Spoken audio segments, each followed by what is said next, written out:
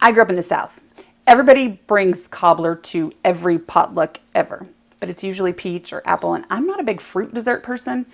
So I found that I can make chocolate cobbler. So that's what we're doing today. Chocolate cobbler. I'm going to start with my 9x13 pan.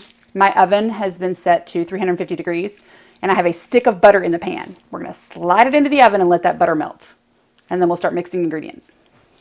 While that butter is melting, we're going to start with our first mixture, which is a 1.5 cups of sugar,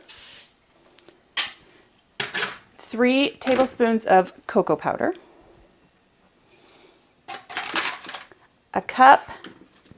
2 cups of self-rising flour. This way I don't have to add any baking soda or baking powder to it. I'm going to stir that together.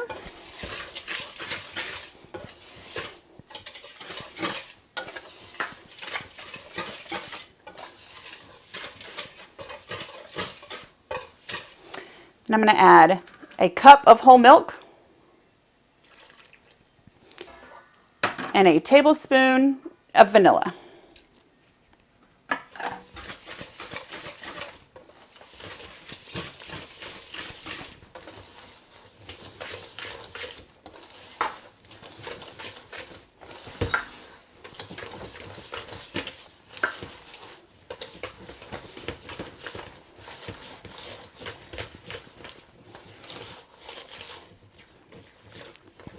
Okay. Now we're going to check and see if our butter has melted. And we'll be back. Okay, so our stick of butter has melted in our pan. Now we're going to take that mixture we just made and kind of just spoon it in. Don't stir. Just drop it in. If you've watched my apple cobbler video, this is very similar. We're going to dump a bunch of stuff in the pan and then let it cook.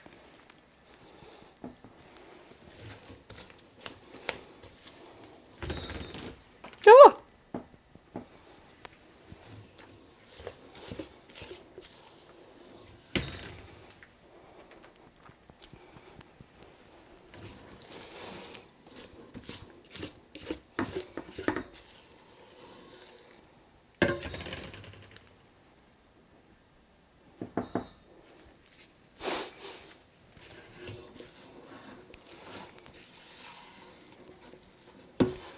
I don't want to miss any chocolate.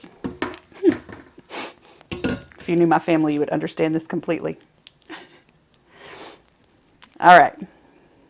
So there is step 1. Well, I guess step 3. Now we're going to mix.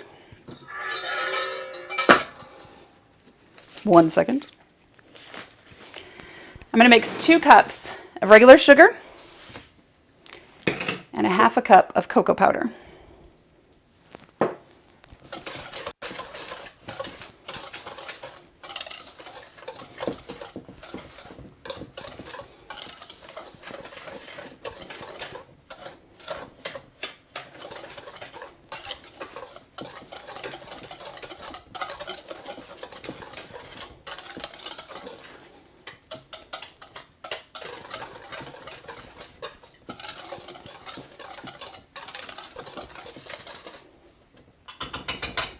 All right. 1 second because I need gloves. All right, so our chocolate and cocoa mixture is mixed together.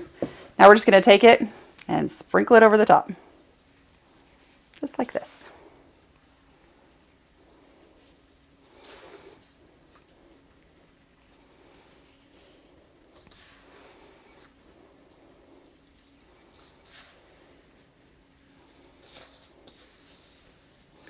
Once again, we're still not stirring.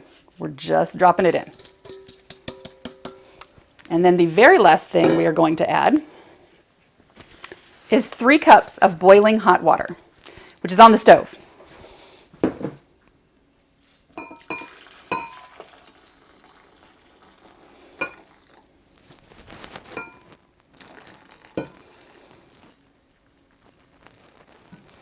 There we go. And again, we're not going to stir. We're going to pour this over the top.